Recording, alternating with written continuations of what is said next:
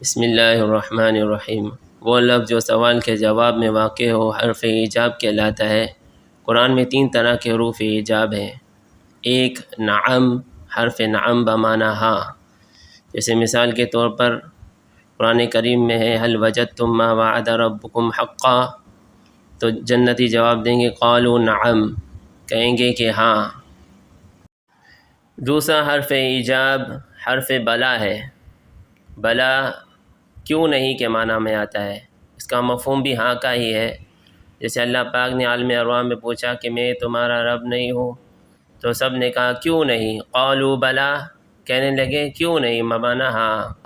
تیسرا حرف ایجاب جو قرآن میں آیا ہے وہ ای و ربی ہے۔ ای واللہ، ای اے واللہ، تو یہ بھی سوال کے جواب میں واقع ہوتا ہے۔ جیسے قرآن میں ہے یہ مشرکین پوچھتے ہیں کہ یہ قیامت حق ہے، تو اے نبی جی آپ کہہ دیجئے ای و ربی کہ ہاں میرے رب کی قسم یہ قیامت حق ہے۔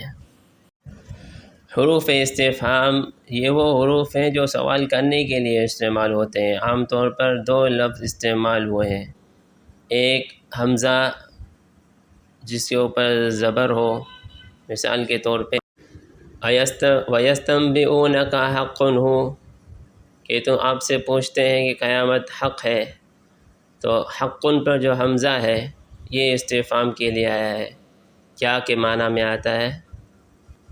دوسرا لفظ جو سوال کے لیے استعمال ہوا ہے قرآن میں وہ لفظ حل ہے۔ حل بمعنی کیا، جیسے قرآن کریم میں هل وجدتم ما وعد ربکم حقا، کیا آپ نے اپنے رب کا وعدہ حق پایا، تو وجدتم سے پہلے جو لفظ حل ہے بمعنی کیا استعمال ہوا ہے۔ خلاصہ یہ ہوا کہ حرف ایجاب 3 ہیں، نعم، بلا، ای و ربی، اور حروف استفہام 2 ہیں، حمزہ استفہام اور حل۔